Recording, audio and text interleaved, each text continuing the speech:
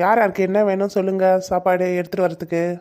ஒரு பிளேட் பிரியாணி, அப்புறம் தோசை, பரோட்டா, எல்லாம் எடுத்துகிட்டு வா. இட்லி, உங்கள் ஹோட்டலில் என்னென்ன இருக்கோ எல்லாத்தையும் எடுத்துகிட்டு வா, நான் சாப்பிட்றேன். அப்பா தின்னே காலி பண்ணிடுவா. எல்லா ஹோட்டலில் இருக்கலாம் எடுத்து தின்னா நான் தாடி பில்லு கட்ட போகிறது. நீ எல்லாத்தையும் தின்னுட்டா ஆளுக்கு ஒரு தோசை சாப்பிடுங்க. இருக்கிறதெல்லாம் பிரியாணி இன்னும் எல்லாத்தையும் எடுத்து தின்ன போகிறீங்க. ஆளுக்கு தோசை தான் சாப்பிடணும் என்ன? அம்மா ப்ளீஸ்மா, நாங்கள் பிரியாணி சாப்பிட்றோம்மா. எல்லாத்துக்கும் ஒரு பிரியாணி சாப்பிட்றோம்மா. ஆமாம்மா, எனக்கு பிரியாணி, ஐஸ்கிரீமு, சாக்லேட் எல்லாம் வேணுமா.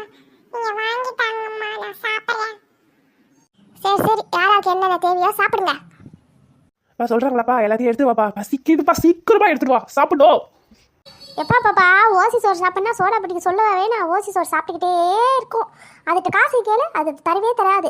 ஓசி சாப்பாடு எல்லாத்தையும் ஆர்டர் பண்ணோம்.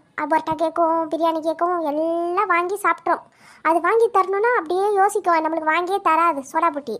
அது எப்படி தான் அம்மா வாங்கி தராதிங்கம்மா சோடா புட்டிக்கு. எத்தனை வாட்டி உனக்கு சாக்லேட் இட்லிலாம் வாங்கி கொடுத்தேன், வாங்கி தரல சொல்கிறேன். அடடா பாப்பா பாப்பா, சண்டையை நிறுத்துங்கப்பா. ரெண்டு பேரும் ஏதாச்சும் சண்டை போட்டுக்கிட்டு ஹோட்டலுக்கு வந்து நிம்மதியாக சாப்பிடணும். சரிப்பா பாப்பா, வேற ஒரு பிரியாணி எடுத்துருவா எல்லாத்துக்கும்.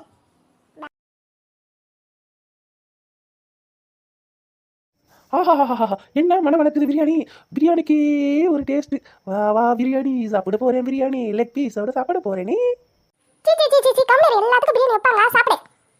இந்த சோடா புட்டி ஓசி சோறுனா அப்படியே ஆவே பிரியாணி ருசியாக இருக்கும். ஓசி சோறுனா அப்படியே சாப்பிட்றதுக்கு.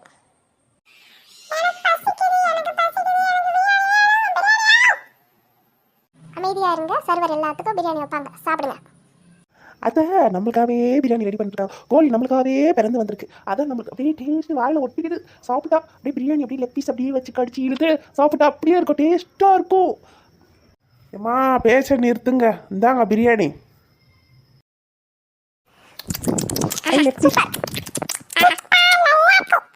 அடியே பாப்பா, சாப்பிட முடிச்சிட்டுனா ஏன் தட்டில் எடுத்துட்டு கை வச்சு எடுத்து சாப்பிட்ற? உன் தட்டில் இருக்கிறத சாப்பிட்றீ ஃபஸ்ட்டு.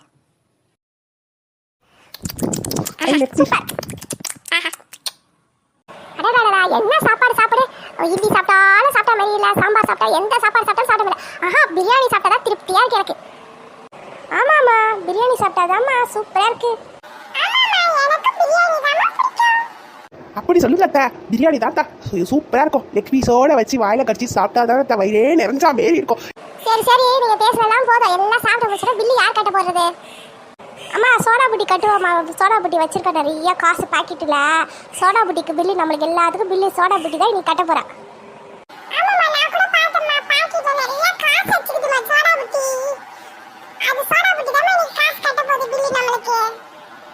அடடாடா, காசு பாக்கெட்டில் வச்சேனே, நான் பில்லு கட்டில் தானே எடுத்துகிட்டு வந்தேன். எல்லாத்துக்கும் வாங்கி தரலாம் ட்ரீட் பண்ணலாம் தான் காசு எடுத்துகிட்டு வந்தேன். ஐயோ வீட்டில் வச்சுட்டு மறந்துட்டு வந்தேனே, பாக்கெட்டில் காசை காணாமே.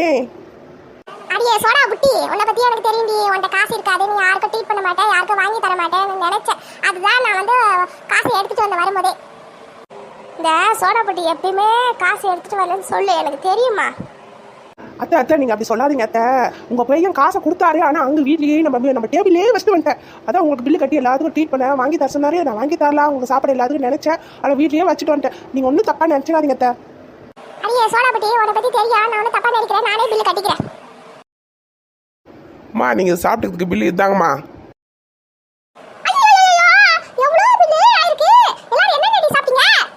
அத்தை நான் ஒன்றுமே சாப்பிடலையே, ஒரே ஒரு பிரியாணி 2 லெக் பீஸ் தான் சாப்பிட்டேன்.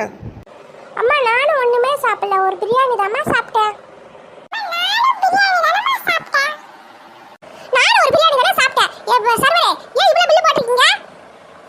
அம்மா நீங்கள் எவ்வளோ சாப்பிட்டீங்களோ அவ்வளோதான் பில்லு போட்டிருக்காங்க. ஒரு பிரியாணி வந்து 250.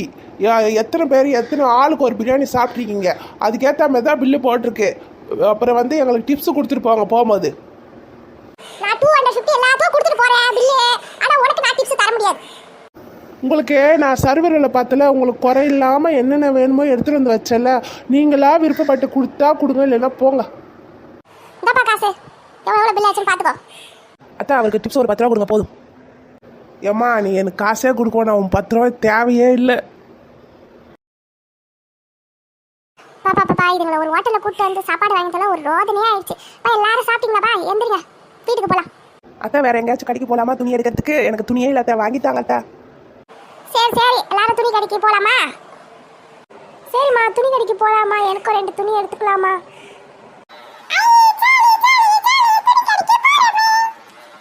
சரி சரி